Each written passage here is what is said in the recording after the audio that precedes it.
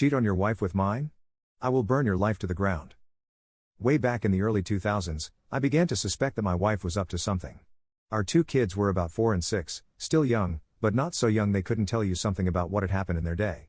They started talking a lot about staying with my wife's parents during the day, which wasn't really that strange in and of itself, but since they lived about 90 minutes away, doing so 2 or 3 times a week seemed a bit much. That was basically every day she wasn't working at her part-time job. When I asked her about it, she denied it, but was never a good liar.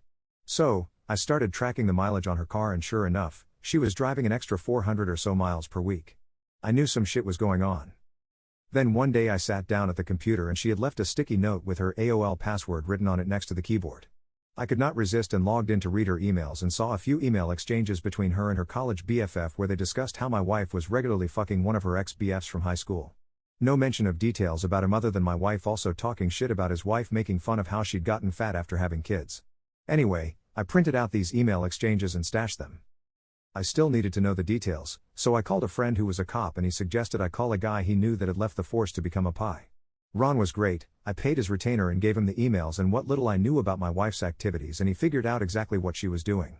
His report detailed with photos and time/date/locations all about how she would take the kids to her parents, then go meet this guy for lunch, then they'd go to a dumpy motel for a few hours, after which she'd pick up the kids and return home. At this point, I hired a divorce lawyer. My parents cheated on each other and the fallout absolutely fucked mine and my siblings' childhood. It was something that was totally unacceptable.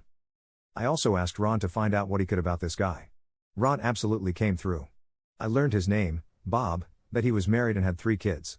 I also found out that he worked as a VP of sales for his father-in-law's business. At this point, I had my lawyer draw up the divorce papers. I also asked Ron for a couple more copies of his report, and one more thing I wanted him to do for me.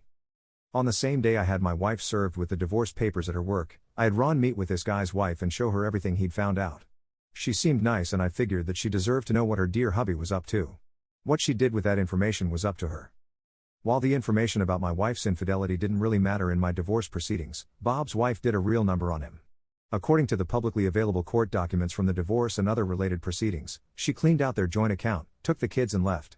As soon as her dad found out what he'd done, Bob was fired, and since her parents actually owned the house where Bob and his wife lived, he also got evicted. Their divorce was ugly. Lots of fighting in, and evidently out of, court. I guess Bob went to the house and started arguing with his wife, and it escalated to the point that her brother stepped in and Bob got his nose broken. There were restraining orders, a few more incidents with police reports, criminal charges, jail time and so on. I can't find Bob on the internet anywhere these days. Last I heard, he'd left the state and his ex-wife did okay. She went to work at her dad's company and took over after he retired. As for me, my ex and I got along well enough. I didn't engage with her on anything that wasn't related to the kids, and now that they're both adults, I don't talk to her at all anymore. I don't hate her or anything, but I only care in the context that she is my kids' mom and is important to them, nothing beyond that.